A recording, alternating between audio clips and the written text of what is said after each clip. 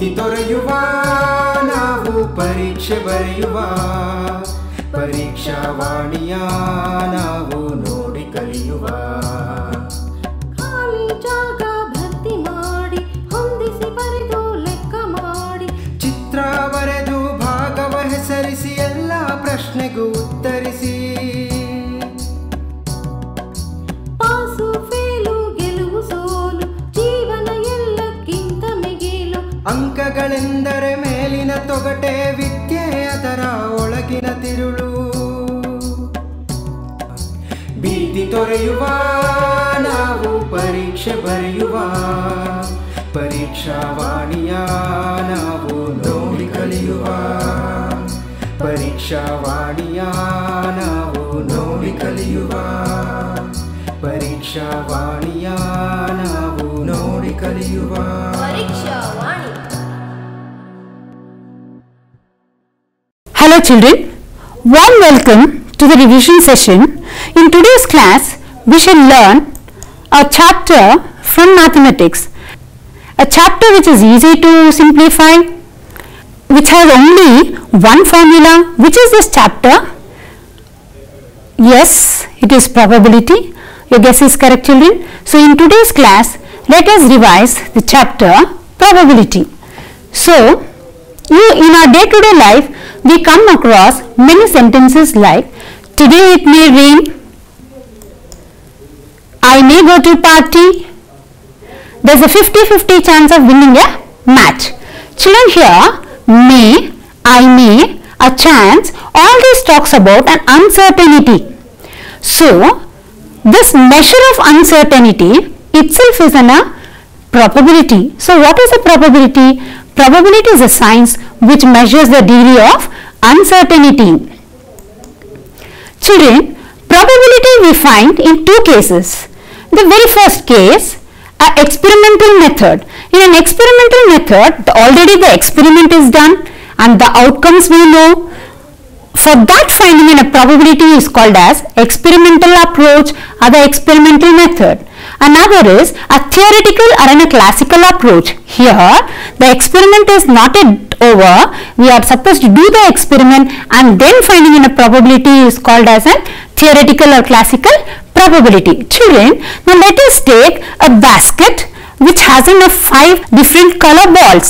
Children, now I want to know what is the probability of drawing a red ball from a basket. Yes, tell me children. Yes, you are right.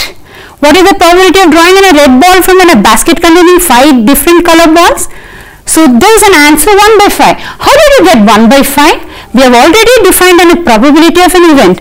What is the probability of an event? Yes, the probability of an event is number of outcomes favorable to the divided by total number of all possible outcomes of the experiments. Children, here let us try to understand few words like experiment, outcome and an event. So here, what is an experiment? Experiment is any activity which yields a result is called an experiment. I toss a coin. Toss a coin, we have a result there. So if we have a result, I say that activity is an experiment and that result itself is called as a outcome. What is an outcome? Outcome is a result of the experiment. Children, here what was the result? The result is when we toss a coin, it may be head or a tail, and the outcomes are head or tail. Children, here also we should know what is an event. Event is a particular outcome of an experiment is called as an event. That is getting a tail or getting a head. These are two different events there. So here we denote an event by a letter E, and N of E is the number of outcomes of an experiment. For example, getting a head. How many outcomes are there when we toss a coin? We have a 1 outcome. So we write there N of E is 1, and then all possible outcomes, the set of all possible outcomes when we toss a coin, that is denoted by a letter S, and that S is called as a sample space. Sample space is set of all possible outcomes of an experiment. Children, in that the total number of outcomes are denoted by a letter n of s. Children, here, so probability of an event in a short form can be written as P of E equals n of E by n of s. Children, we shall try to understand some words like equally likely outcomes with the help of examples. The very first example says a driver attempts to start a car. The car starts or does not start. Children, here a car starting and not starting are two events here, are the two outcomes here. These two outcomes depends on whether the engine is in a proper condition, whether there is a petrol in the car. Correct now, children? Since the outcomes are depending on a certain factors, we say that the very first example, a driver attempts to start a car and the car starts and does not start, is not equally likely outcome.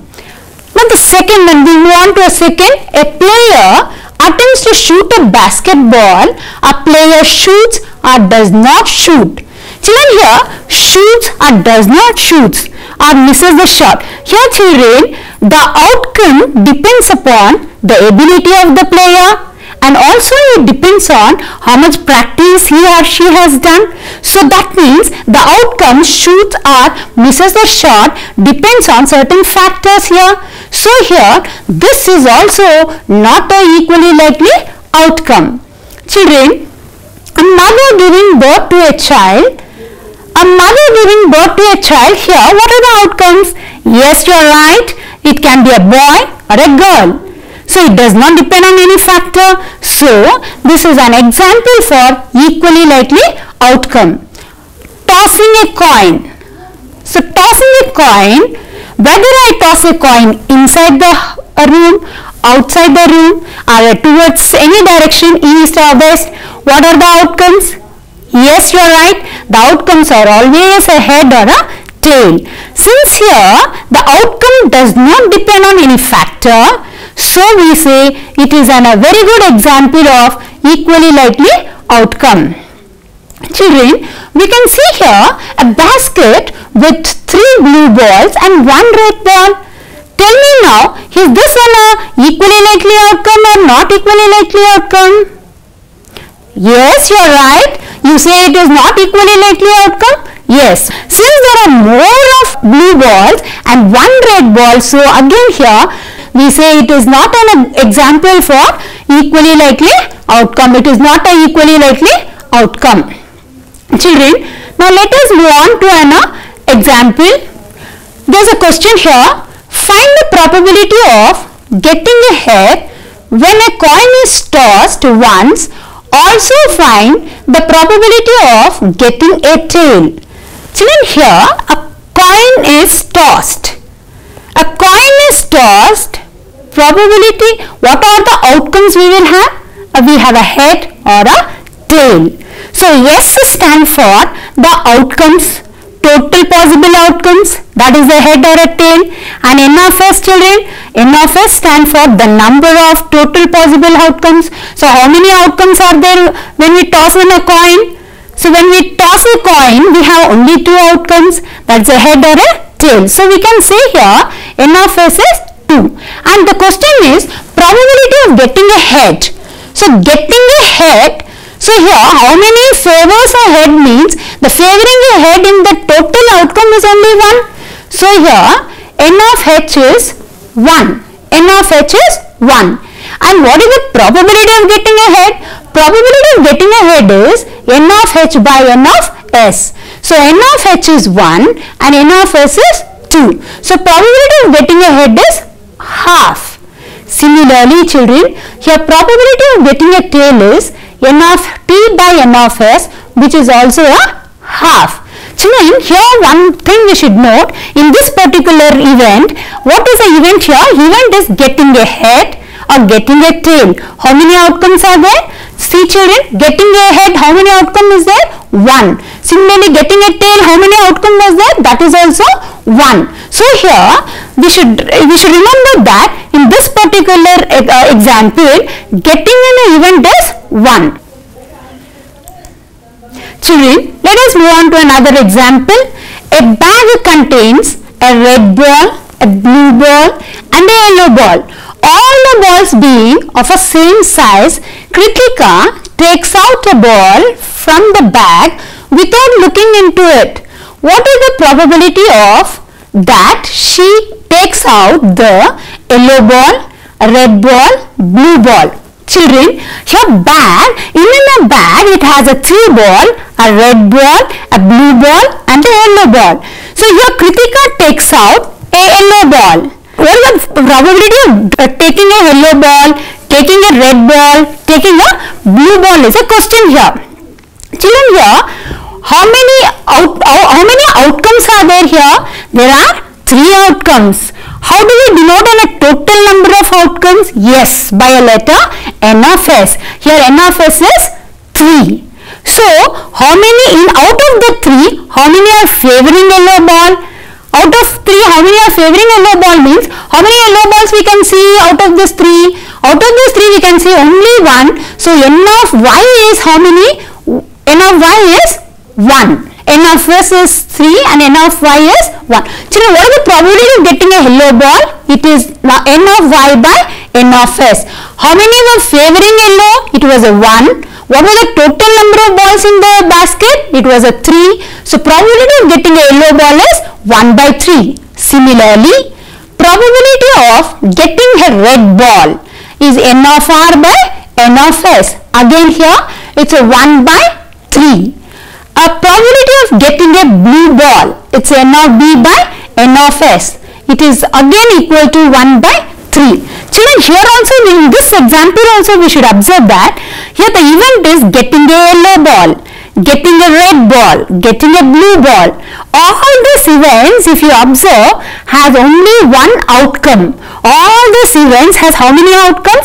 Only one outcome. See children, getting a yellow, that is N of Y is 1, N of R is 1, N of blue is 1. So children, any event which has only one outcome, then such a event is called as, yes, you remember, it is called as elementary event. Children, we should know what is an elementary event. Elementary event is an event which has only one outcome. Children, also in the very first example, we saw that P of H plus P of T was equal to half plus half, which is equal to 1. Also in the second example we saw that P of Y plus P of B plus P of R, which is equal to 1 by 3 plus 1 by 3 plus 1 by 3, which is equal to 3 by 3, which is equal to 1.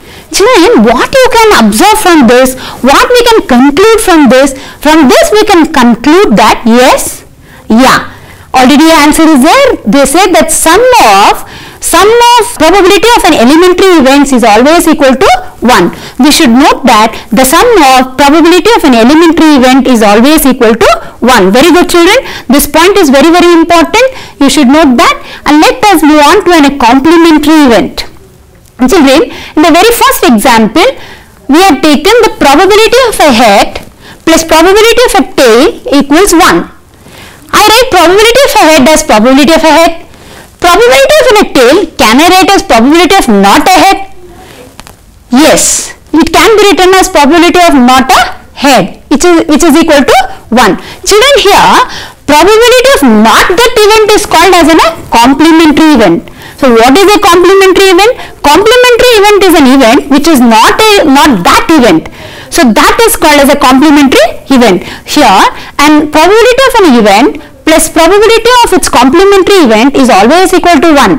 Children, here the event I am denoting by a letter H, and the probability of not a head is denoted by a symbol H bar. Children, you should know here event can be written as a E, or it can also be written by any capital letter. Here I think the head, getting a head, is denoted by a letter H, and not a head is denoted by a letter H bar. So we say P of H plus P of H bar is 1. That is, probability of an event plus probability of not an event is always equal to 1. That is, in general we say probability of an event is 1 minus probability of not an event. Children, let us move on to another question. Find the probability of getting a number 8, a number less than 7 in a single throw of a dice. Children, I think the dice, we have been seeing the dice. We have seen a dice is in a cube. It has, very good, it has on a 6 faces, and on each face, as we can see even in a picture here, each face there are dots. In one of the face there will be a 1 dot, and there will be 2 dots, a 3 dot, 4 dot, 5 and 6 dot. Do we have 7 dots in it? That highly impossible, as it has only 6 faces. Correct, my children? What are the total outcomes here? I think we have denoted by a letter S. It's 1, 2, 3, 4, 5, 6. And the total number of outcomes, n of s is equal to 6. That means there are 6 outcomes here. So out of the 6 outcome, you want an outcome which is a number 8. And getting a number 8 is very good. It's highly impossible. So what is the probability? How many are favoring getting a number 8? Yes, favoring a number 8 is 0. That is n of getting a number 8 is 0. Then what is the probability of getting a number 8? Which is also equal to 0 by 6. Which is equal to 0 by 6, which is equal to 0. It is an impossible event. So children, we should know what is an impossible event. An impossible event is an occurrence of an event which is impossible to happen. Which is impossible to happen. And then we will move on to the second question. A probability of getting a number less than 7. Here, when I throw a die, as already we said, we may get a 1, a 2, a 3, a 4, a 5, a 6. So here, all the numbers are less than 7. So how many numbers are supporting getting a less than 7 means it's a 6. So here n of e is 6 by n of s. So it's a 6 by 6. What is a 6 by 6? Which is equal to 1. Children, here it is sure to happen. Sure to happen means you throw in a die, sure you get one of the outcome will be always less than 7. Such an event is called as sure event or certain event. And also we have defined that the probability of an event is n of e by n of s. Children, here since n of e is in a subset of n of s, it is in a particular outcome from a total outcome. So n of e is always less than n of s. So our p of e will be always a proper fraction. Proper fraction or a decimals, 0 point. From the above 3 cases, what we can conclude here is probability of an event can be a 0 when it is impossible, or 1 when it is sure to happen, or it will be a proper fraction if it is not an impossible or a sure event. So probability of an event always it is lies between 0 and 1. Children, let us move to another example. Here 5 male and 3 female candidates are available for selection as a manager in a company. Find the probability that male is selected. Children, now tell me how many outcomes are there here? The total outcomes are 8 here. That is n of s is 8. 5 male and 3 female, there are 8. How many are supporting a male? How many candidates are a male means? It's a n of m is 5. What is the probability of getting in a male means the number favoring male by total number of outcomes. How many are favoring male? Yes, it's a 5 by 8. Children, I think it's done for you. You can check. The total number of outcomes is 5 plus 3 8 and the number of male is 5, number of female is 3. Probability of getting a male is n of m by n of s, which is 5 by 8. Children, here probability of a male and the probability of a female, they are complementary to each other. We should know in this case p of m plus p of f is equal to 1. Let us move to another example. A bag contains 5 red balls and some blue balls. If the probability of drawing a blue ball is double that of a red ball, find the number of blue balls in the bag. Children, usually such question come for 2 marks. So we should know here the question is very clear. A bag is there. A bag contains a 5 red ball and some blue ball. That is, how many blue balls are there? We don't know. So since we don't know how many blue balls are there, let us assume the number of blue balls in the bag be x. So let the number of blue balls in the bag be x. So totally how many balls are there in the bag? It is 5 plus x. That's the 5 red and x are blue in number. Given that probability of a blue ball is twice the probability of a red ball, that is P of B equals 2 into P of R. Now what is the P of B? Very good. It's a N of B by N of S, which is equal to 2 into N of R by N of S. So how many are favoring blue? It is x, because there are x blue balls.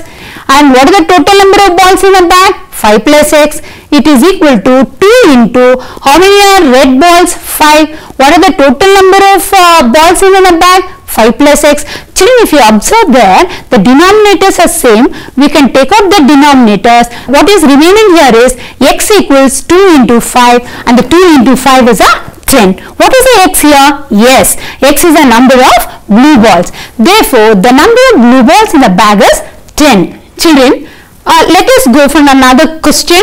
A game consists of tossing a 1 rupee coin 3 times and note down the outcome each time. Ramesh will win the game if all tosses shows the same result, that is either all 3 heads or all 3 tails, and loses the game otherwise. Find the probability that Ramesh will lose the game. Children, here a coin is tossed 3 times and we have recorded the outputs. Now here children, it is a must that we should know what are the outputs. We should list the outputs here. So we should see what are the outputs. So here the outcomes is, when we toss first time we may get a head, or a head, tail, or a head, tail, head, tail. See children how I have permuted here. First I have written all 3 head, then 2 head and 1 tail, and the 1 head and 2 tail, and tail, head in between and 2 tail on either side. So in the same manner with the tail I do tail, head, and a head, tail, head. Children, here other than this there cannot be any other outcome, and we will see totally how many outcomes are there. So we have 1, 2, 3, 4, 5, 6, 7, 8. Yes, very good. We have N of S is 8. And here probability of Ramesh winning. Probability of Ramesh winning is number favoring winning by total number of outcomes. So how many are favoring winning? A favorable outcome for a winning is when we get all 3 head events, or when we get all 3 tails events. So how many are supporting in out of this 8 means there is only 2. Very good. So it is 2. The number favorable for winning is 2 and the total outcomes is 8. So 2 by 8 is 1 by 4. Children, also here we should know that probability of losing plus probability of winning is 1. Why? Because this winning and losing are complementary to each other. What is the probability of losing? Probability of losing is 1 minus probability of not losing. Not losing here is a winning. That is probability of losing plus probability of not losing is 1. What is the probability of not losing? What is the probability of not losing? I think not losing is nothing but it is a winning itself. Probability of winning itself. So what is the probability of not losing? That is also 1 by 4. What is the probability of losing then? It's a 1 minus probability of winning. What is the winning? We have just found out is 1 by 4. Probability of winning is also probability of not losing. So it's a 1 minus 1 by 4, which is equal to, very good, it is 3 by 4. Children, now let us move on to another example. Here, from a well shuffled pack of cards, a card is drawn at random. Find the probability of getting a black queen. Children, here, before we go for a card, we should know about the cards. Correct, children? So we shall see how will be the cards. Children, a pack of cards are called as deck of cards, and in the deck of cards we will have 52 cards, out of which 26 will be black in color and 26 will be red in color. Children, out of 26 black color, we will have 13 club. This particular shape is called as a club. 13 club, 13 spade, and in the red color, we will have 13 heart and 13 diamond. Children, in all these 4 sets, out of the 13 cards, we have 1 king, 1 queen, 1 jack, and we have a 1 ace, and we have a 9 number cards numbered from 2 to 10. We have a 2, 3, 4, 5, 6, 7, 8, 9, 10. In the same manner here, it will be there in a spade also, heart also, diamond also. Children, here we should note that the king, queen, jack are called as a face cards. Now we should go back to our question. What was our question? Find the probability of getting a black queen. How many are supporting in a black queen there?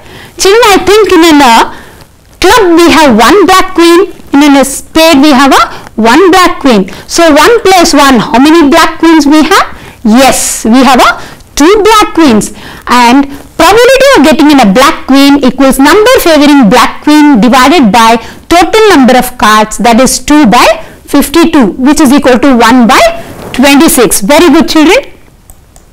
Let us move on to another example. Here, a card is drawn at random from a well shuffled deck of playing cards. Find the probability of drawing a face card, a card which is neither a king nor a red card. Children, here we know that total cards, how many we have? We have n of s is 52 here. We know that we have a 52 cards. How many are face card in that? We have 3 club, 3 spade, 3 diamond, and 3 yes, heart. Totally 3 fours are, we have a 12 face cards. So what is the probability of getting a face card means here? Probability of getting a face card is P of f equals n of f by n of s. What is the n of f there? 12. 12 by 52. When we simplify 12 by 52, we get it as a 3 by 13. Children, here we shall move on to the second question. A probability of neither a king nor a red card. Children, here many students do the mistake. So red card they take out 26 because there are 26 red cards, and neither a king. So how many kings are there totally? There are totally 4 kings. So 26 plus 4, 30 cards they take out from the 52 cards, and then 52 minus 30, 22 they take. But here it is not so. When you take out on a 26 red cards, in the 26 red cards you would have got 2 red kings. Now we have to remove is 2 more black kings. So totally how many cards are neither? Neither means not king nor red. So here not king nor a red card is 52 minus 26 plus 2. 26 plus 2 is how much, children? 28. 52 minus 28 is 24. 24 by 52. In the simplified form we get it as 6 by 13. Children, let us move on to another question. In a single throw of 2 dice, find the probability of getting a doublet. Children, here 2 dice have been thrown. Just now we had discussed a dice has 6 faces. Here they are throwing 2 dice and they want a probability. So I want you all to list the sample space. So children, here the sample space I have just left for you. I have just written across. Here the first die may be showing a 1. The second die may also show a 1. So it is 1 comma 1. A 1 comma 2, 1 comma 3, that is the first die may be showing 1, a second die may be showing 3, so 1 comma 4, 1 comma 5, 1 comma 6. And then similarly, first die may be showing a 2, second die may be showing a 1. You have to list the children. I have left it for you as a homework. 2 comma 1, 2 comma 2, 2 comma 3, 2 comma 4, 2 comma 5, 2 comma 6. Similarly, 3 comma 1, 3 comma 2, 3 comma 3, 3 comma 4, 3 comma 5, 3 comma 6. So here in the fourth row, 4, 1, 4, 2, 4, 3, 4, 4, 4, 5, 4, 6, 5, 1, 5, 2, 5, 3, 5, 4, 5, 5, 5, 6. Similarly, the first die may be showing a 6 and the second die may be showing 1, 2, 3, 4, 5, 6. So, totally how many outcomes will be there means, I think we have 6 row and 6 columns. So, 6 into 6. So, our N of S will be 6 into 6 which is equal to 36. So, N of S is 36. Total possible outcomes is 36. Now the question is getting a doublet. Getting a doublet is an even children. So we should know here the meaning of a doublet. Doublet means both the die should show a same value. That is, the first die is showing 1, second also should show 1. First is showing 2, the second also should show 2. That is the meaning of a doublet here. Now tell me how many doublets are there? Yes, your friend is already saying. We will just check. See children, here favorable outcomes are 1, 1, 2, 2, 3, 3, 4, 4, 5, 5, 6, 6. Totally how many outcomes are there? Yeah, N of E is 6. So the required probability P of E is N of E by N of S, that is 6 by 36. 6 by 36 is 1 by 6. Children, in this particular chapter, we have just revised what is a probability and 2 different cases of finding a probability. So also we learned that probability of an event always lies between 0 and 1. It can be at decimals, but it cannot be negative number nor a positive number. We also learned what is an impossible event, what is sure event, what is an elementary event, and many more. Thank you children. I hope this revision will help you. Thank you very much.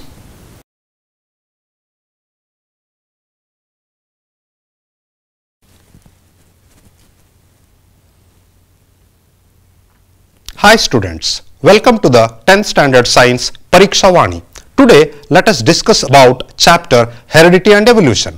From the examination point of view, this chapter is very important because it comprises many learning points in which we have studied heredity and variations, Mendel's contributions, even law of inheritance of traits, how they get expressed.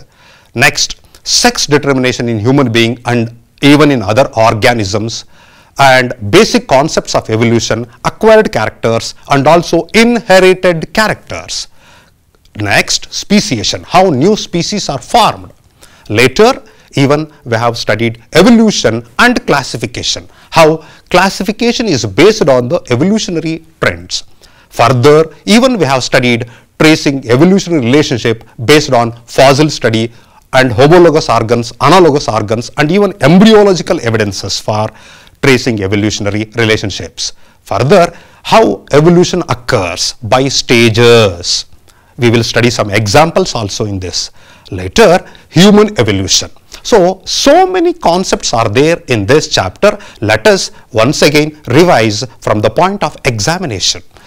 Importantly, how these characters are transferred from one generation to another generation. Even in the family members itself, we find many variations and also similarities. Why these similarities and variations in the same family members itself? Let us study this by taking an example of family members. Here you can see a lady with a round face and a gentleman with a long face. Now, the family members, these couples, they have 4 children, out of them 2 male and 2 female. Now, you can observe the similarities with that of the parents and also the dissimilarity, otherwise the variations in what way they differ from their parents. You can notice that. Now the question, why this happens in the family members? Here I have considered that the children of the parents as F1, first generation. Next, we will move on to the second generation also. Here, one of the first generation family, they have one boy and one girl. Look at their physical external features. Do they similar to their parents or grandparents? Yes, they have similar characters as well as some variations. What was the cause for this? That is what we are going to discuss now. Heredity is the transfer of characters or the traits from the parents to their offsprings. In the same way, the differences between the characters or the traits among the individuals of the same species or of the same family members, we call it as variation. The example which we have taken, the same family members, even though they are same family members, we observed many different characters. Those are called as variations. So, heredity and variations both we will observe in any species or among the same species or among the same family members. Further, again, look at the same family members in a single picture, and you can identify the similarities and the differences or the variations. Next, we will move on to accumulations of variations during reproduction. During the reproduction, when the organisms are giving birth to young ones, during that time variations gets accumulated from both the parents. But look at this example. Here, this picture depicts the reproduction in case of bacteria. In case of bacteria, reproduction occurs by asexual method, by fission. But here, though it is an asexual reproduction or asexual reproduction, here we are finding little bit of variations. External structure is same, but you find some differences. This difference, it is very less, but still we are finding variations in it. Anyhow, in asexual reproductions, variations are very, very less when compared to sexual reproduction. Why in asexual reproduction variations are very less? Because the offsprings are formed out of the single parent. You can expect question on this. Why variations are less in asexual reproduction? Because all the offsprings are formed out of the single parent. Hope you follow this point. Further, accumulations occurs during reproduction, otherwise the DNA gets transferred from parents to offsprings. This occurs by cell division. In body, usually two kinds of cell division occurs in an organism. That is mitotic cell division and meiotic cell division. Meiotic cell division occurs during the production of gametes. Whether it is a mitotic division or meiotic division, the DNA has to undergo copying or replication. During the replication of DNA, sometimes small inaccuracies, otherwise small errors will occur. The error in the DNA copying results in the variation. These variations are very less in asexual reproduction and more in sexual reproduction. Yes. Further, now the question, these variations, whether they are useful to the organism or harmful to the organism. Some of the variations are useful and some of the variations are harmful.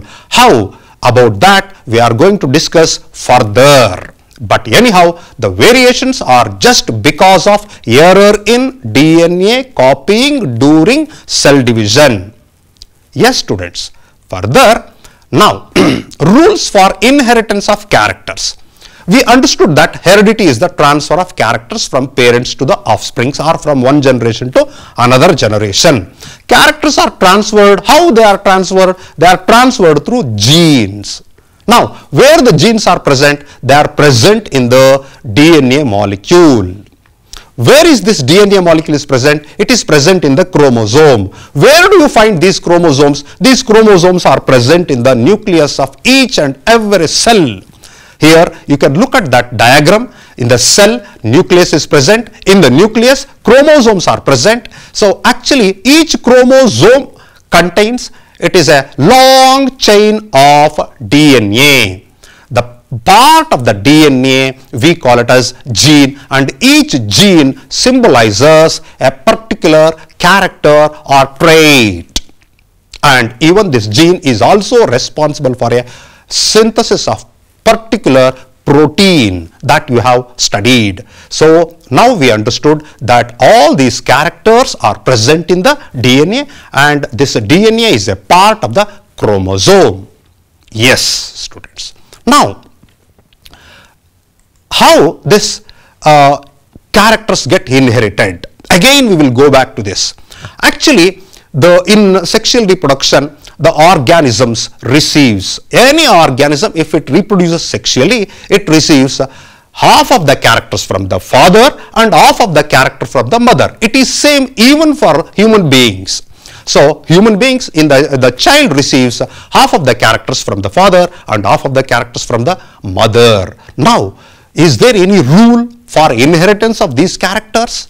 Will it follow a particular rule? Yes. That's what Gregor Johann Mendel conducted experiments with green pea plants to determine the rules for the inheritance of traits. Students, Gregor Mendel conducted experiment on pea plant. Now let us look at the Mendel's contribution. See, a picture of Mendel. We call him as a father of genetics, because he gave rules for inheritance of traits or characters. Yes. Now come to the Mendel's experiment. He conducted the experiment on pea plant. Why especially he conducted on pea plant? Because pea plant has got many traits which are opposite. Now we should know what is a trait or a character. Take for example, here in this pea plant, one pea plant is tall in nature, the other pea plant is dwarf in nature. The length of the plant body, we call it as a character. Each character has got a opposite trait. The tallness is one trait and dwarfness is another trait. I think you understood the difference between character and a trait. So again I will repeat, the length of the plant body, you can call it as a character. The character has got two opposite traits. The one is the tallness, the other one is dwarfness. Okay, here Mendel, why especially he selected the pea plant to conduct his experiments? That's what the intelligence of Mendel lies in, is the success of his experiments. Because as I said, this pea plant has got many opposite traits. It may be the length of the plant body, it may be the position of flower, it may be the color of the flower, it may be the shape of the fruit, and even the shape of the seed. All these factors, they exhibit opposite traits. Because of this, he selected pea plant. Apart from that, this pea plant has got another thing, that it undergoes even self-pollination as well as cross-pollination. Pea plants can be cultivated even in the agriculture land, and even that can be cultivated in the pot. Apart from that, another very important factor why he took pea plant, because its lifespan is short, so that he can conduct many experiments to come out of the rules of law of inheritance or rules of inheritance. Yes. Now actually what he did, he conducted monohybrid cross. What it means? Let us look into the details of his experiment monohybrid cross. Here he took one tall plant and one dwarf plant. Here tall plant and a dwarf plant, what he has taken, both are pure breeds. What is a pure breed? Look at that. Pure tall plant which has got, what to say, for each trait it is represented by a pair of factors. Mendel called it as a factor, but now you can call it as a gene.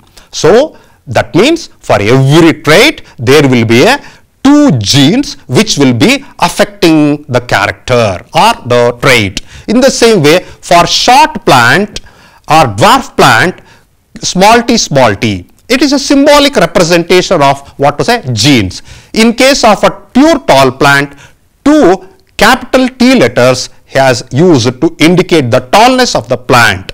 Apart from that, capital T also says about the dominance of that trait. The small letters also indicates the dwarf character is recessive in nature. Now we have to know about the dominant character and also recessive character, otherwise dominant trait and recessive trait. Yes, we will discuss that. That's what he did in his monohybrid cross. Students, though pea plant possess many characters, he considered or he observed at a time only one character, that is tallness and dwarfness, how it get inherited into the next generation.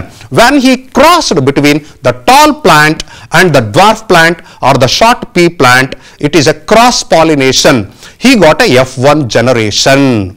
In F1 generation, you can see that all are tall plants, but in which when you observe the genotype or genes in it, one is capital T, the another one is a small t. Though it has got both capital T and small t, the F1 generation, all of them are tall in nature. That means here the tallness is getting expressed, but the dwarfness gets suppressed. It is present in the F1 generation, but it is not getting expressed.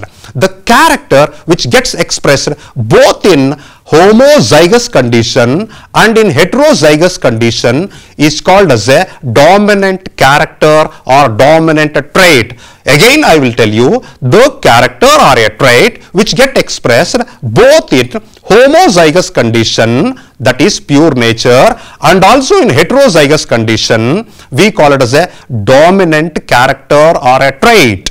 Whereas the recessive trait is one which gets expressed only in homozygous condition and gets suppressed in heterozygous condition, we call it as a recessive trait. Here, short plant is being recessive, shortness is being recessive in nature, which get expressed only in homozygous condition. Both the genes are of same types, then we call it as a homozygous, whereas here it is heterozygous, one capital T, another one is small t. Here the small t is present, but its character is not getting expressed in the F1 generation. Hence, the short character or the dwarfness is recessive in nature with respect to pea plant. Now, let us see continuation of this experiment.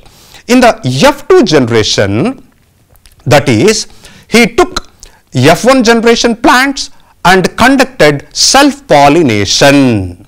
Now you should know the meaning between cross-pollination and self-pollination. Cross-pollination is transfer of pollen grains from one plant to another plant of same species, whereas self-pollination is transfer of pollen from the flowers of the same plant.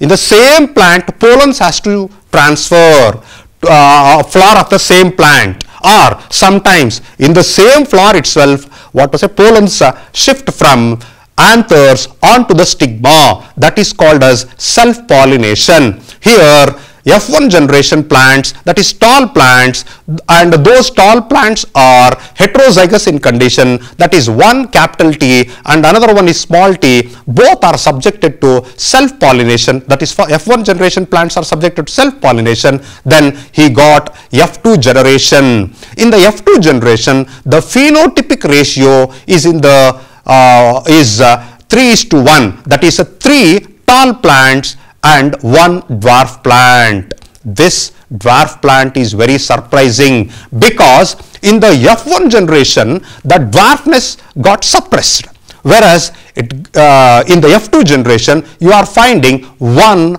dwarf plant or short pea plant. That is, this short nature get expressed whenever it get an opportunity. When it gets opportunity, only in homozygous condition. Now look at the F2 generation.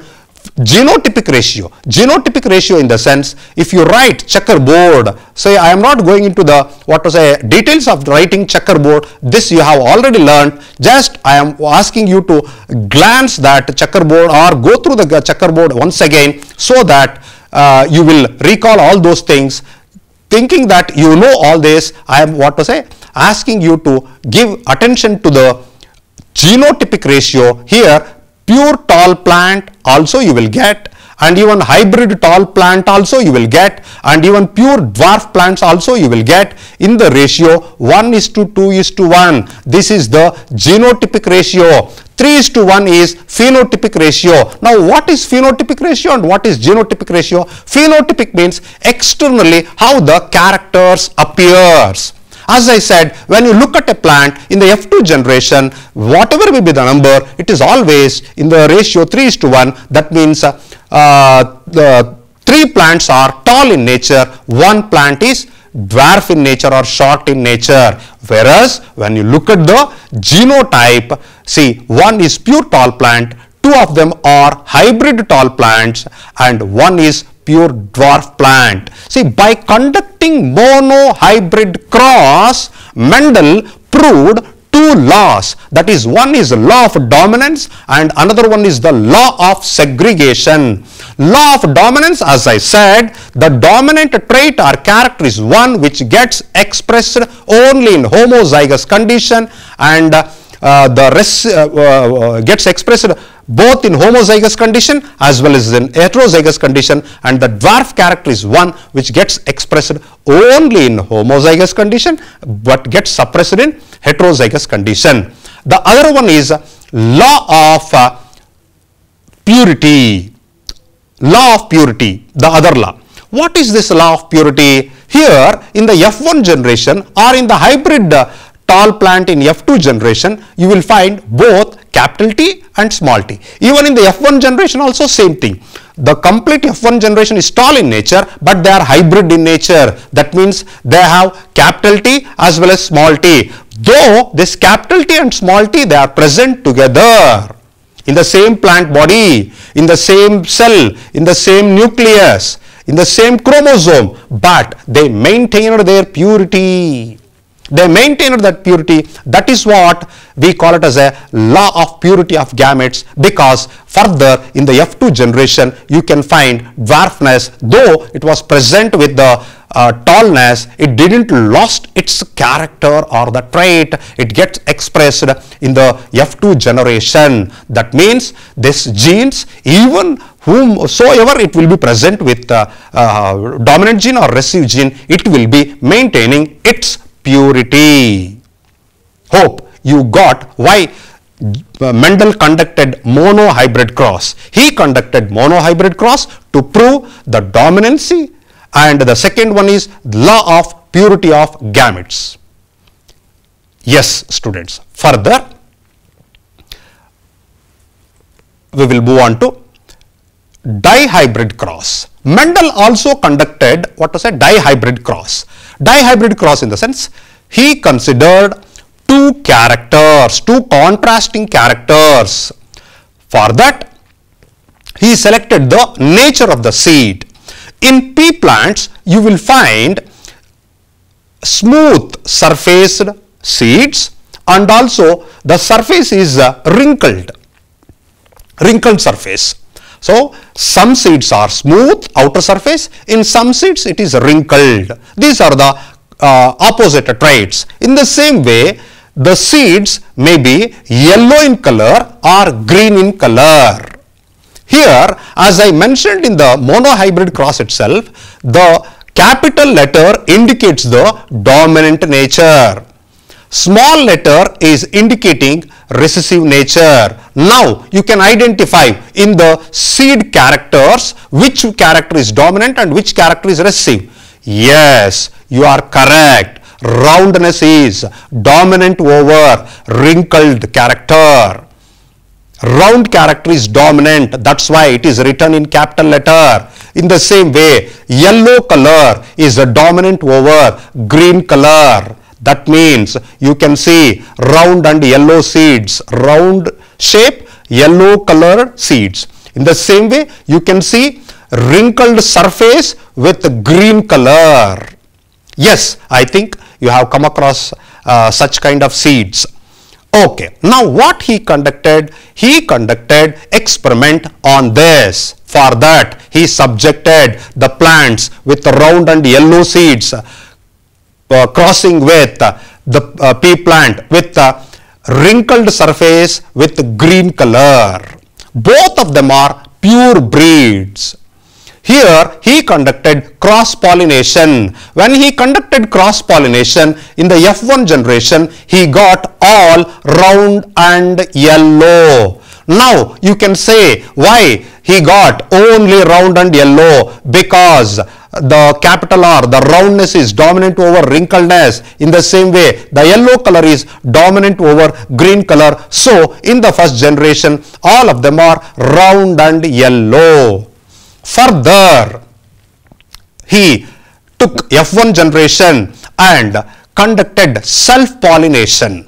During self-pollination, of course, here the F1 generation produces gametes. In the here you can see the female gametes, whereas vertical section you can see the male gametes. Whether it is female gametes or male gametes, they are of 4 different types. That you can observe. All of you, I think you have practiced it.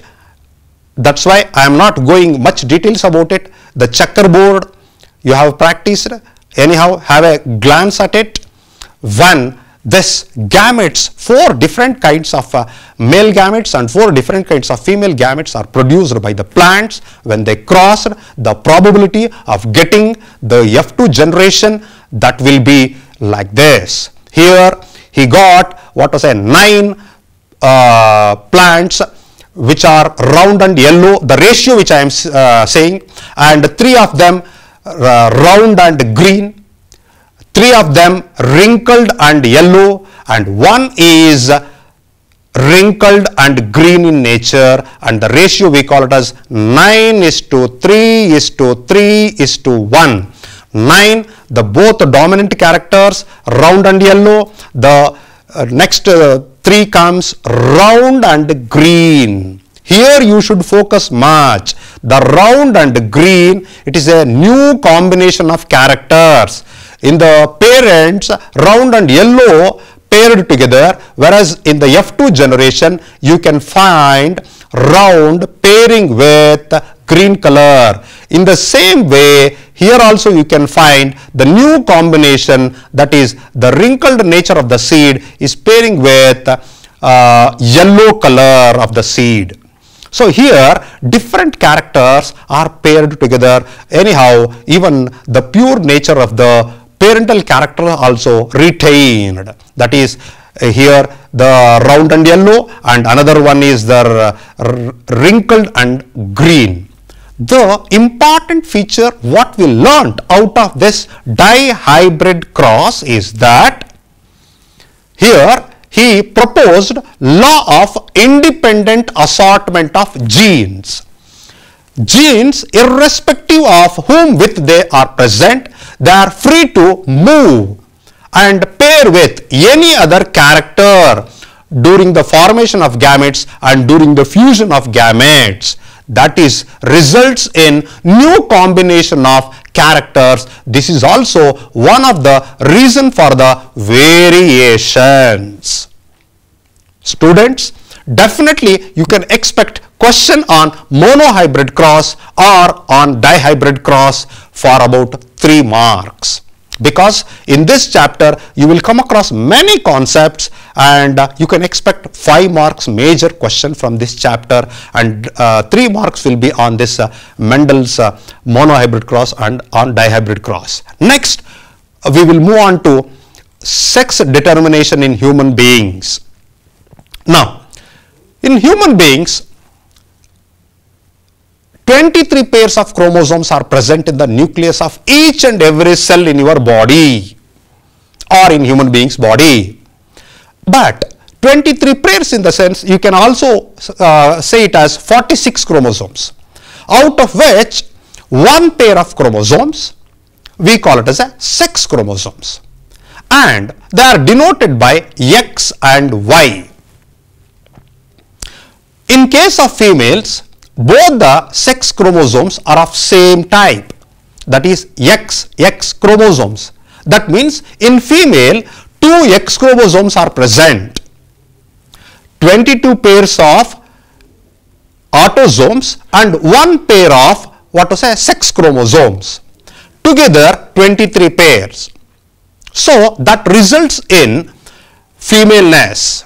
Whereas when it comes to male, 1 X chromosome, another Y chromosome is present, together XY chromosome. So the maleness is due to the presence of X and Y chromosome, or mainly due to Y chromosome, whereas in females 2 X chromosomes are present. Now the sperms, when sperms are produced by men, 2 kinds of sperms are produced, one with X chromosome, another one with Y chromosome, because 2 kinds of sex chromosomes are present. Whereas in case of females, when eggs or ovaries, ova are produced or ovum is produced, it will carry only 1 kind of sex chromosome, that is X chromosome. Now you can easily say the kind of the sperm fuses with the egg determines the sex in human beings, because eggs are of, all the eggs are of same types, all the eggs are of same types, whereas the sperms are of 2 types, X and Y. Now look at the same here, that's what the chromosome, sperm is having X chromosome and egg is having X chromosome. Then if they fuse, it will give a girl child. If a sperm having Y chromosome fuses with an egg having X chromosome, the child will be a boy. Yes, father is responsible for the gender of the newborn baby. That you can look into this diagram, and again you can recall that the kind of sperm which will fuses with the egg determines the sex in human beings. See here, 2 kinds of sperms, one having X chromosome, another one having Y chromosome, whereas all eggs are of same X chromosome. Here X, and the sperm with X it fuses results in a female, whereas the sperm with Y fusing with an egg, that is X only, results with male. Hope you understood, students. Variations, whether they are helpful to the organisms or not. Yes, let us study the variations, how the variations are formed, how it is helpful to organism, or how it is useful to the organism, by taking an illustration. All of you have studied this. Look at the first chart. Here all red beetles are there, in which one is a green beetle. I think you can observe this. Now in a set of a group of red beetles, how come a green beetle?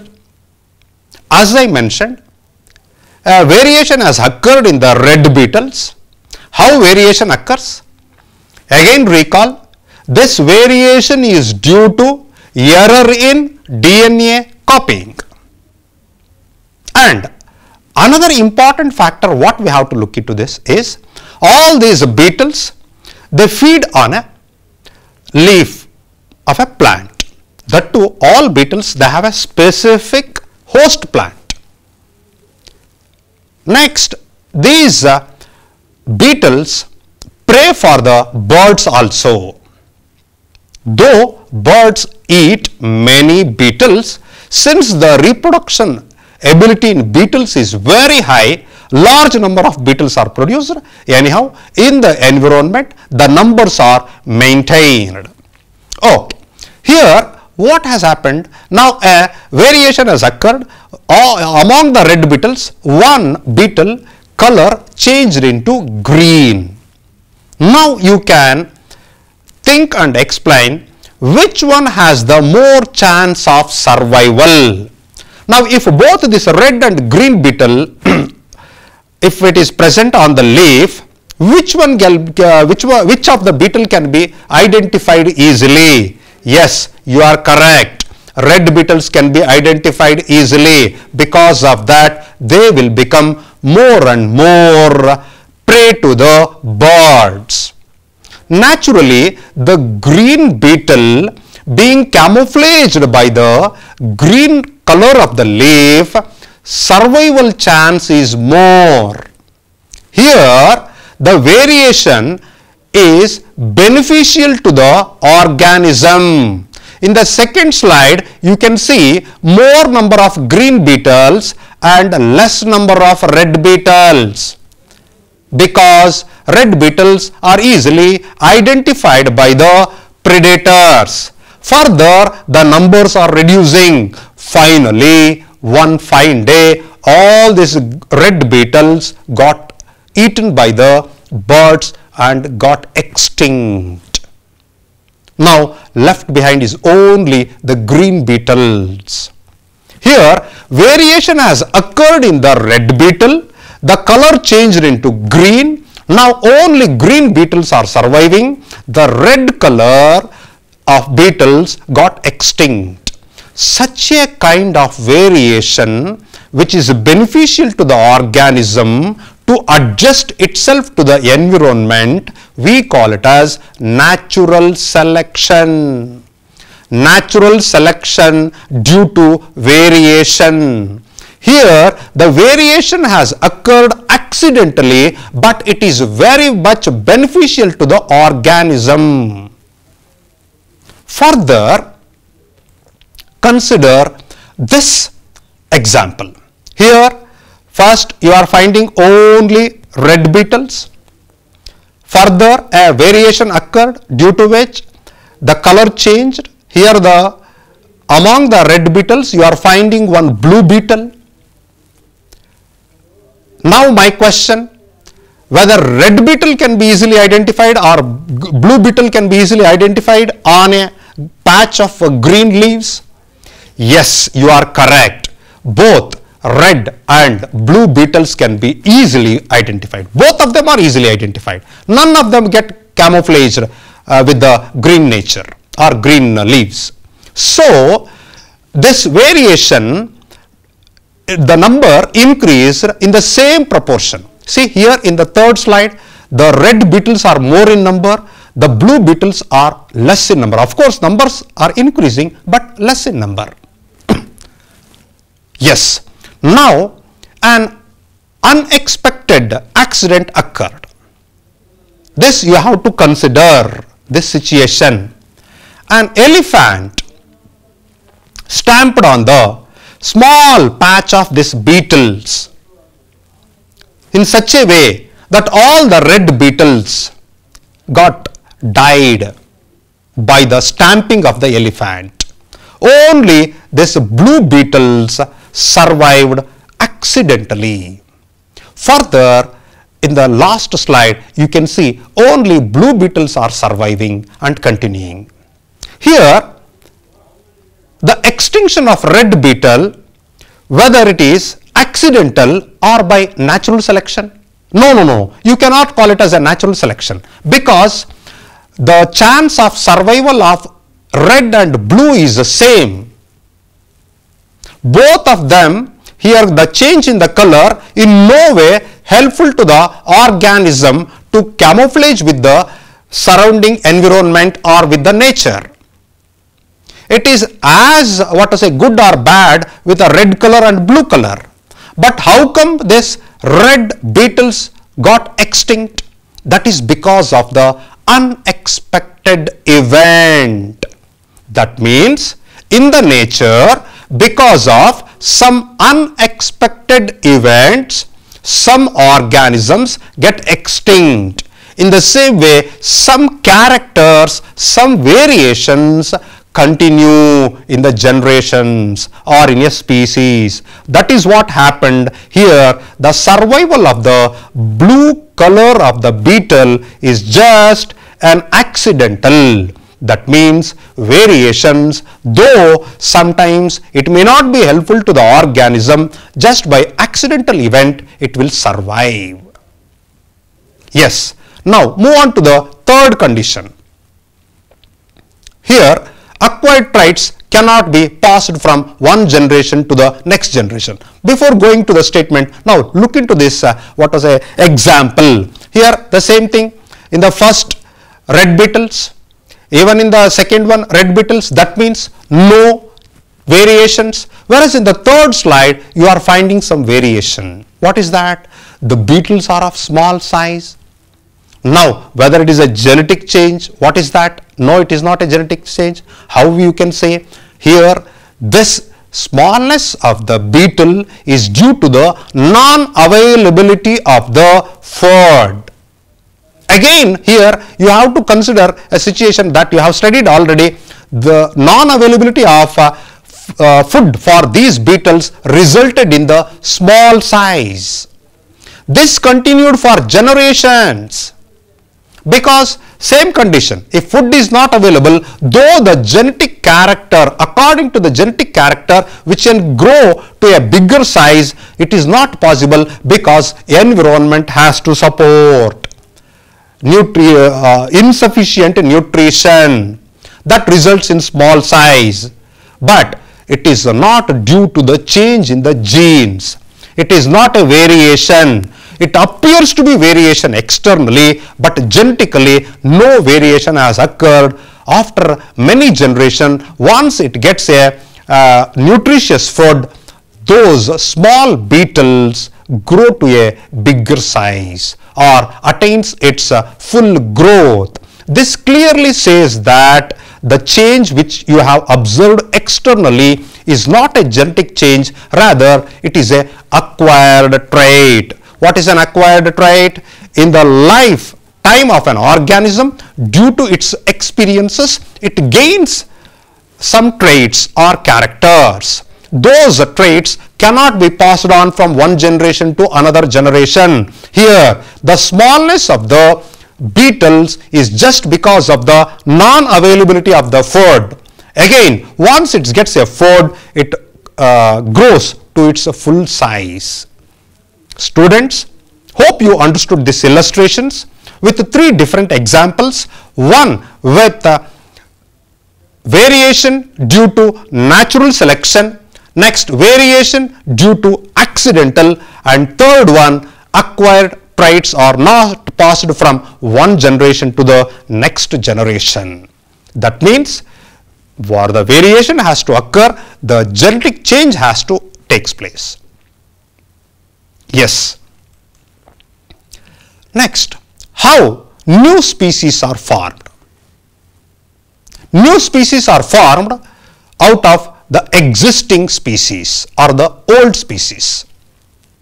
The formation of new species from the existing species, it may be due to one or many factors.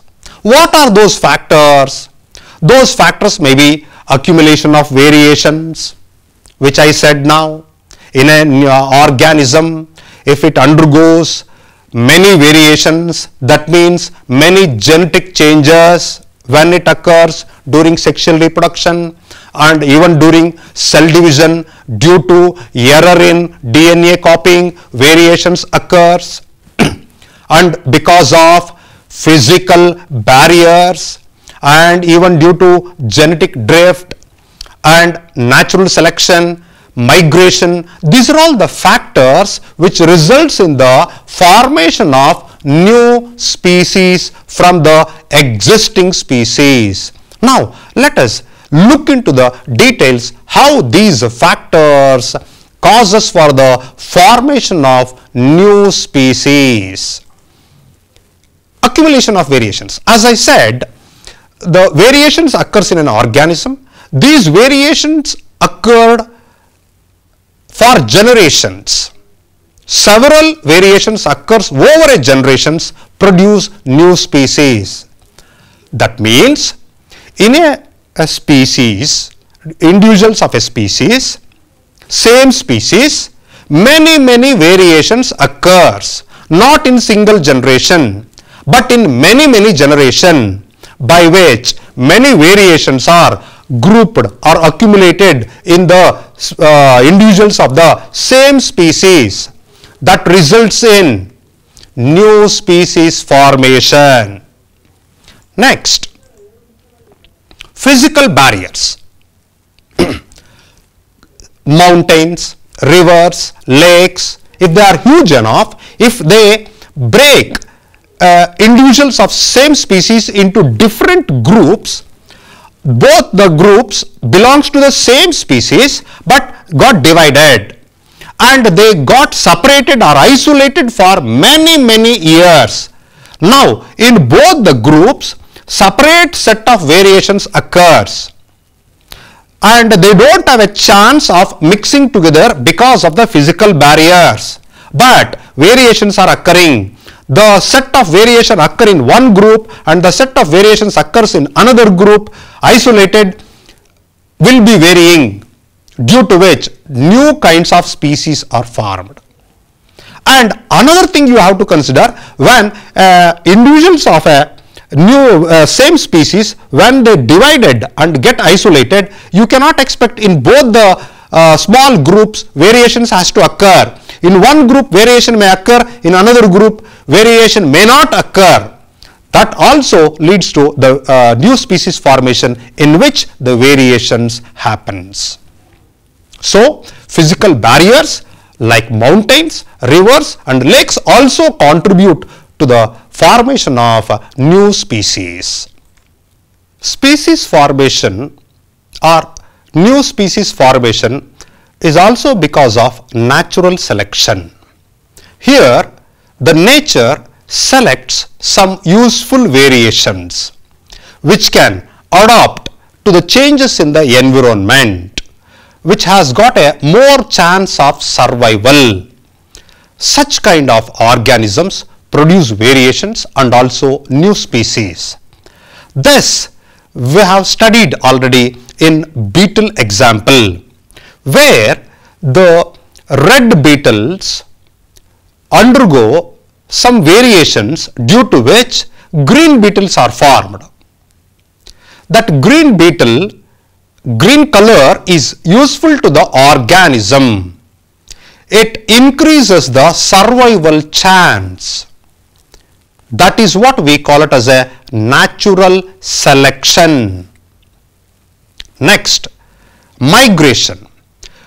All organisms, especially animals, birds, they migrate from one place to another geographical area, during which again this migration also one of the factors which brings new variations and also results in the production of new species. Genetic drift is also another important cause for the speciation, where many variations over a period of long time results in the formation of new species. Yes, students. Next, come to the evolution. Evolution is a gradual change which takes place in the living organism, due to which new organism is formed. This new organism genetic composition is different from the earlier organism, so it fails to reproduce with its earlier organism. That means its genetic composition has been completely changed. This change do not occur in a day-night. It is a very slow change, gradual change. It needs a very long period. Over numerous generations, many genetic changes occurs which results in the formation of new species. The formation of new species, we call it as evolution. And these new species comes from the existing species itself. Yes. Now, in this we should focus on inherited traits and also acquired traits. Inherited traits are traits in an organism due to changes in the genetic composition, and it can be passed from one generation to the next. This inherited traits also results in evolution. Next is acquired traits. Acquired traits are the traits acquired by the organism during its lifetime, and it cannot be passed from one generation to the next. These acquired traits do not result in evolution. Next, what are the evidences of evolution? If we say evolution occurred in an organism, is there any evidence for that? Yes, there are many evidences. Usually, homologous organs, analogous organs, and fossils are considered as the evidences of evolution, based on which you can trace the evolution. Yes, now let us study in detail about each and every evidence. Homologous organs. As the definition, these are the organs which are similar in structure and origin, but different in functions. Look at this. Forelimb of human, forelimb of whale, forelimb of dog, and also forelimb of bat. When it comes to origin, from where these forelimbs are originated in an organism, it is similar in all these animals. In human, whale, dog, and bat, it is similar. But for its utilization, for its convenient, it has changed a little bit of its external structure and also importantly function. Importantly, the function of these forelimbs are different in a different organism, but origination is similar. Even if you come to the structure, all the parts of this forelimb is same in all these organisms. Functionally they are different. Such a kind of organs we call it as homologous organs. From this we can draw one more conclusion, that since the origin of this forelimbs in all these organisms is same, you can come to a conclusion that long back they were all having same ancestor. Next, analogous organs. These are the organs which are different in structure, that means origin, but similar in function. Look at the wing of the bat, wing of a bird, wing of an insect. In all these organisms, the wings helps in flying. Functionally same, whether it is bat, bird or insect, which helps in flying. But the origin and the structure of bat wing is entirely different from the wing of the bird, which is completely different from wing of the insect. Here it is exoskeleton origin. The insect wing is exoskeleton origin. When it comes to bird wing, the complete forearm is modified to become a wing which helps in flying. Whereas in case of bat, only the 5 digits of the forelimb transformed into a wing. Here all of them are wings. In all these organisms helps in flying, but the origin and structure is different. Such a kind of organs we call it as analogous organs. Next, fossils. What are fossils? These are the remains of the organisms which lived long ago. From the fossils we can know the period in which they lived. That determination of the period, it is of two types based on the layer in which it is present in the soil. If it is present in the surface layer of the soil, you can say that that fossil is recent in nature. If it is available in the deeper layers of the soil, you can come to a conclusion that fossil is old in nature. Apart from that, the age of the fossil can be determined by radiocarbon dating. Here you can see the picture of a tree trunk, a fossil form of tree trunk. One more fossil, ammonite. It is an invertebrate. Students, fish fossil Knightia and trilobite, an invertebrate. The skull of Dinosaurus rajasaurus, definitely on HOTS you can expect such diagram based questions. So have a look on these diagrams. Yes, we will move on to evolution by stages. Complex organisms and organs developed from simple organisms gradually over generations. This you have studied by considering an example of evolution of ice. In case of planaria, you will find just eye spots to detect the light. Even in case of insects, you will find eyes. Even in case of octopus, you will find eyes. Here, the organization or the formation of eyes in planaria is entirely different from insects. The formation of eyes in the insects is entirely different from octopus.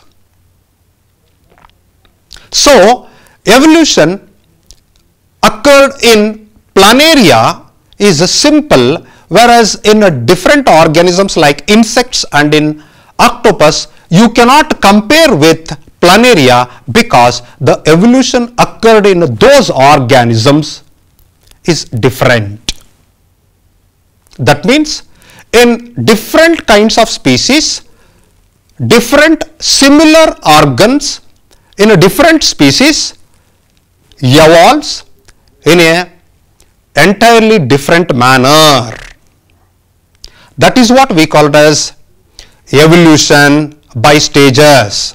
Here, in no way this planaria, insect and octopus are compared with each other. Otherwise, they don't have evolutionary relationship with respect to evolution of eyes. Of course, in other factors, in other characters, they may be correlated, they may be related. But when it comes to the evolution of eyes, the evolution of eyes in planaria is different.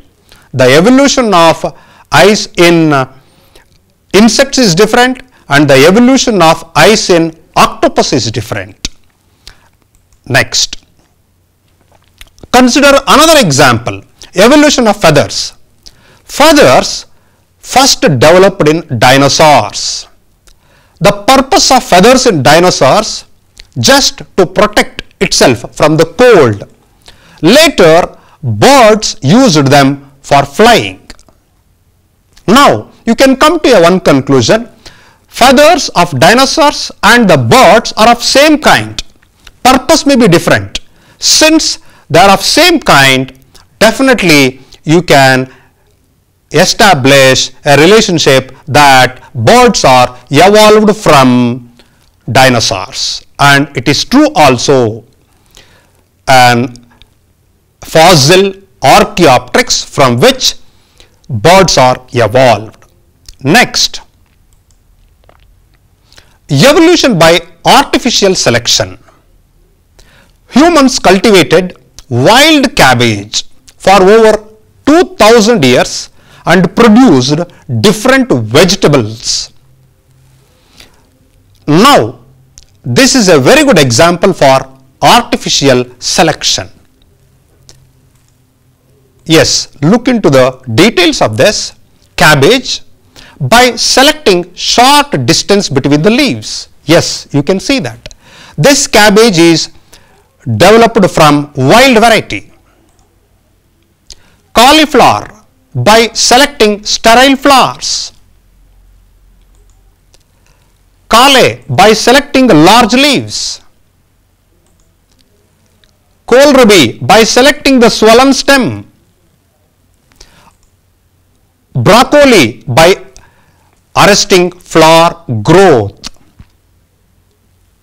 Yes, you will be surprised, but all of them are evolved or artificially selected, cultivated by human beings for over 2000 years from wild variety of cabbage. This is a very good example for artificial selection. Hope you followed this. Next, embryological evidences also helps us to trace the evolution.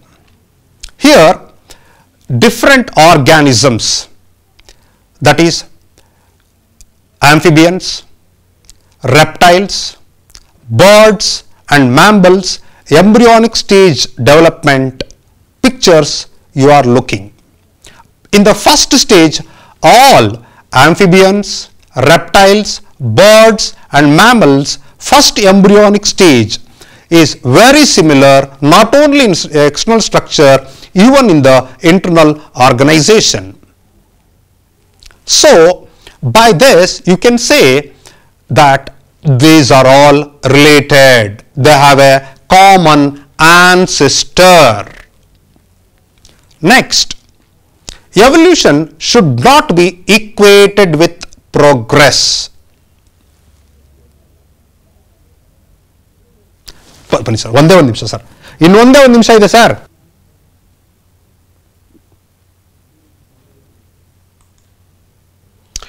Evolution should not be equated with progress. Yes, we studied that the factors which results in the formation of new species. Many factors are there.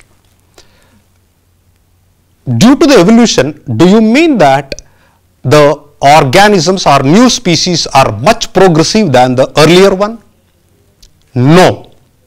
Let us not come to that decision, because consider a bacteria.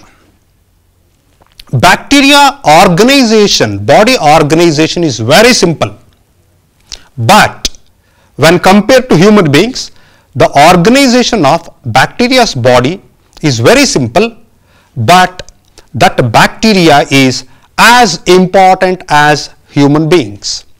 Otherwise, this bacteria can survive even in adverse situations when compared to human beings. Now, how can you consider a human being is much evolved or much progressive than the bacteria? In terms of environment or in terms of biodiversity, all organisms are same. Whether it is a new species or old species, all of them are same. Then you cannot equate evolution with the progress. Several species which could adapt to the changes in the environment still continue to survive. For example, bacteria, which we discussed now. Human beings have not evolved from chimpanzees. They had a common ancestor from which human beings evolved. Even chimpanzees evolved. Human beings are not the pinnacle of evolution, but they are only species among the several evolving species. In this nature, on this earth, you will find millions of species. Among them, human being is also one, contributing to the biodiversity. Now come to the human evolution. Human beings evolved in Africa. From Africa, they moved on to all parts of the earth. But they are geographically separated. Still, they possess same characters. Some physical characters may differ, based on which you cannot call it as a new species. Here you can see the stages of evolution. Of course, it is not there for you, but have a look at it.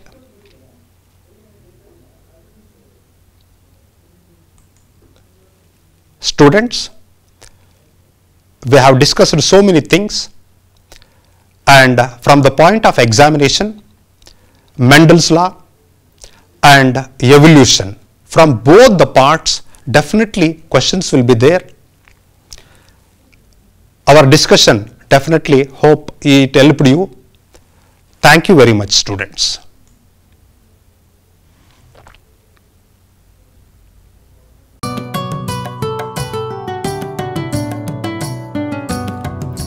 ಭೀತಿ ತೊರೆಯುವ ನಾವು ಪರೀಕ್ಷೆ ಬರೆಯುವ ಪರೀಕ್ಷಾವಾಣಿಯ ನಾವು ನೋಡಿ ಕಲಿಯುವ ಖಾಲಿ ಜಾಗ ಭರ್ತಿ ಮಾಡಿ ಹೊಂದಿಸಿ ಬರೆದು ಲೆಕ್ಕ ಮಾಡಿ ಚಿತ್ರ ಬರೆದು ಭಾಗವ ಹೆಸರಿಸಿ ಎಲ್ಲ ಪ್ರಶ್ನೆಗೂ ಉತ್ತರಿಸಿ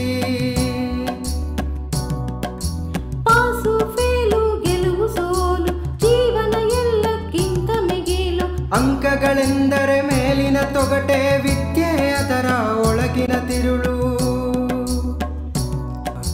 ಭೀತಿ ತೊರೆಯುವ ನಾವು ಪರೀಕ್ಷೆ ಬರೆಯುವ ಪರೀಕ್ಷಾವಾಣಿಯ ನಾವು ನೋಡಿ ಕಲಿಯುವ ಪರೀಕ್ಷಾವಾಣಿಯ ನಾವು ನೋಡಿ ಕಲಿಯುವ ಪರೀಕ್ಷಾವಾಣಿಯ ನಾವು ನೋಡಿ ಕಲಿಯುವ